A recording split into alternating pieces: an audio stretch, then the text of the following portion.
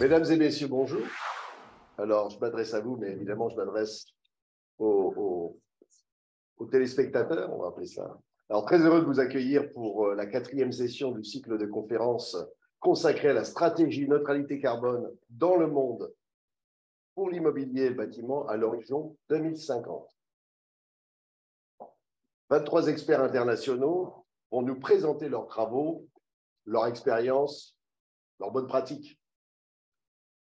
Et après avoir étudié les fondamentaux du développement durable appliqués à notre filière, puis l'urbanisme et l'aménagement du territoire sous l'angle du durable, et en mars, les processus de changement de comportement et d'usage, ce cycle de conférences est donc le 4e des 11 modules de la formation du master spécialisé immobilier et bâtiment durable, transition carbone et numérique de l'École des Ponts Paris-Tech.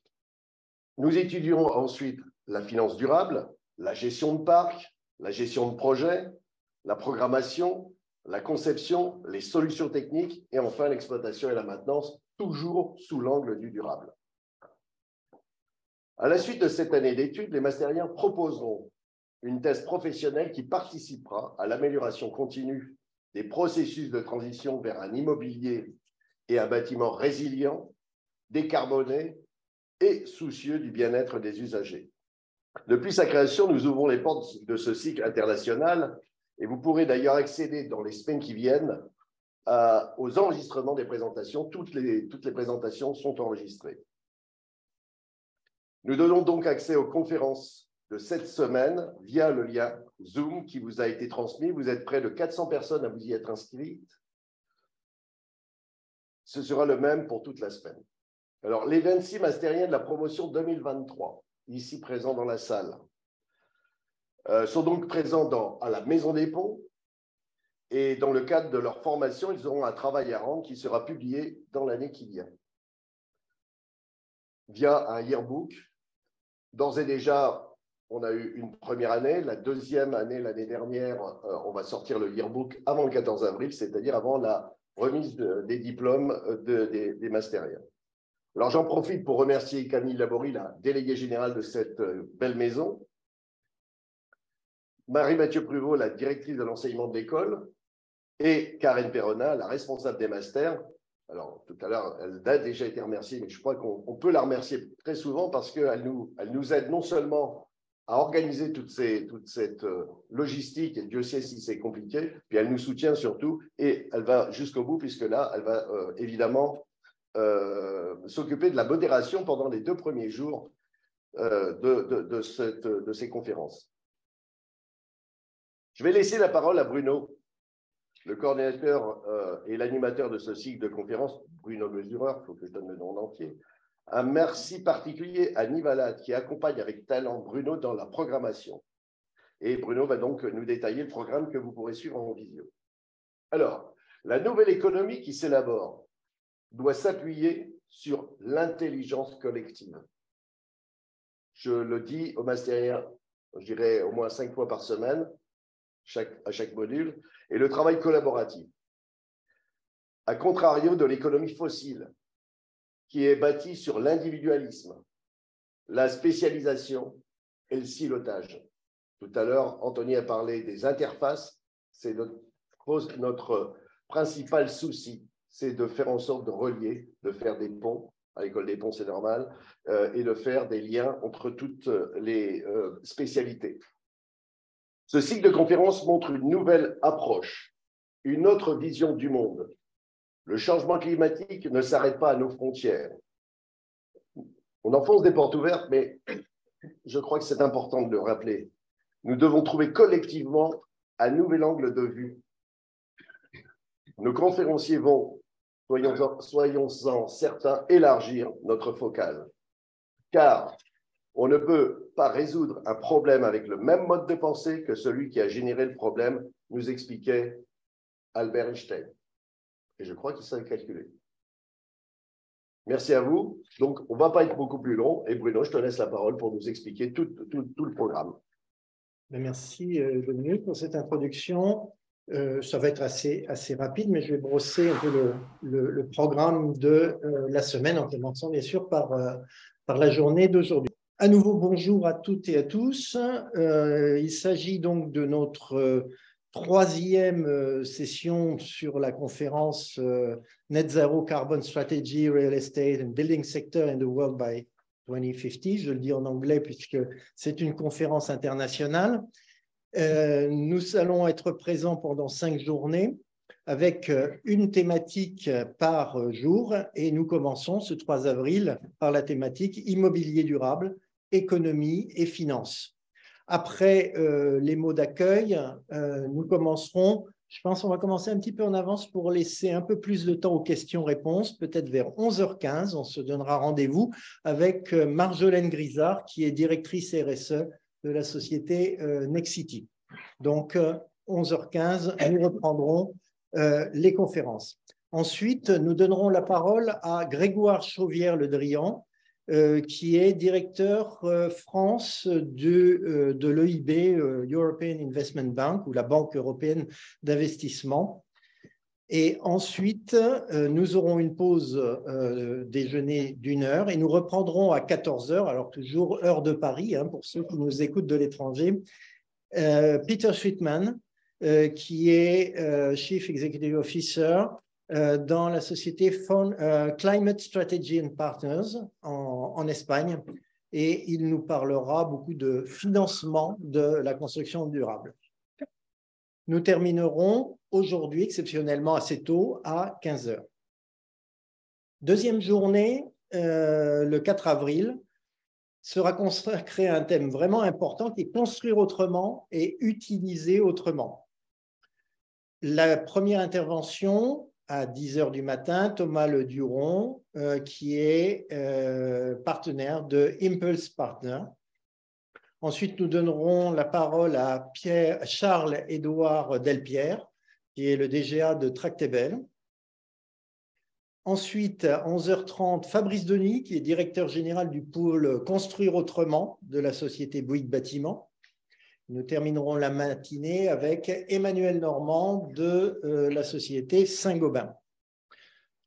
Pause à 13h jusqu'à 14h. L'après-midi sera vraiment consacré à l'international et plus particulièrement à l'Afrique, au continent africain. Première intervention, Doudou Démé et de Élémentaire et Nicolas Rondet. Nous parlerons de la construction en Afrique de l'Ouest. Donc, Doudou est Société Élémentaire, Nicolas Rondet, cofondateur et associé de l'atelier Vorofina. Ensuite, toujours sur l'Afrique, Thomas Granier, qui est fondateur et directeur général de La Voûte Nubienne, qui est une association qui travaille en Afrique. Et enfin, à 16h, et pour terminer cette seconde journée, nous allons faire un tour du monde en Europe et en Afrique par Stéphanie Merger, qui fait ainsi son travail de thèse professionnelle du master, puisqu'elle était masterienne de l'année 2020. Voilà, et a prévu de faire ce tour du monde. Elle nous en fera un premier retour déjà très intéressant, en centrant plus particulièrement sur l'Afrique. Le 5 avril, nous allons commencer encore par l'international, un petit tour en Inde, Abanarim Lamba, qui est architecte et associé à Enel, va nous parler de la construction et certainement encore de la construction du patrimoine ou de la reconstruction ou de l'entretien du patrimoine architectural en Inde. Ensuite, toujours de l'architecture, puisque la thématique, c'est bâtiments, quartiers, villes durables, donc thématique très large à toutes les échelles. Nicolas Tissel, que nous avons déjà invité, qui est architecte, associé principal de COS Architecte, va nous parler à nouveau de projets construction bois. Ensuite, à 11h30, Christina Garcès, qui est une urbaniste de l'État, urbaniste en chef, directrice des projets urbains au CSTB durant ces dernières années, mais qui a été aussi responsable de projets urbains à la DGFC, donc dans l'administration au ministère de l'écologie en France, mais qui a une longue carrière d'urbaniste qu'elle a commencé au Brésil. Elle va nous parler à la fois de projets en Chine, donc échelle urbaine, toujours quartier et ville, et aussi de futurs projets au Brésil.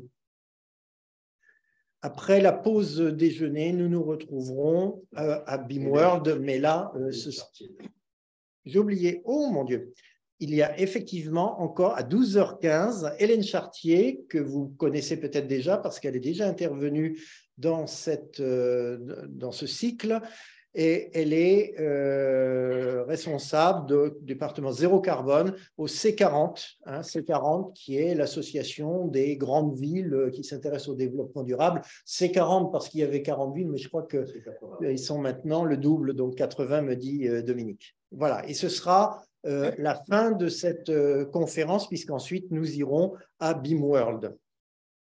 Le 6 avril, il y aura deux grandes thématiques. Ce sera rénover autrement. Et Anthony nous a parlé de cette thématique importante, effectivement, de la rénovation de la construction et aussi rénovation de la ville. Et nous aurons une deuxième thématique associée qui est la biodiversité. Donc, nous allons commencer par une présentation de Michel Pellinck, président de Solinergie. Ensuite, si tout va bien et s'il n'est pas complètement débordé par ses activités au Parlement européen, nous avons invité Pierre Laroutourou, que je salue, s'il nous écoute, donc député européen, qui nous parlera très certainement des toutes récentes décisions du Parlement européen et de la Commission européenne en matière d'énergie renouvelable. Ensuite, nous passerons la parole à Philippe Estingois, qui est directeur général, je crois, de l'agence qualité construction et qui s'intéresse, bien entendu, comme son nom l'indique, à la qualité, mais aussi au sinistre de la construction et qui va nous parler de ce sujet, toujours dans une optique bien sûr, de construction durable bas carbone. Et nous terminerons cette matinée par Tatiana Giraud, que nous avons déjà invitée l'an passé, qui est chercheuse à l'Académie des sciences, professeure au Collège de France, à l'École polytechnique, et qui va nous parler de biodiversité.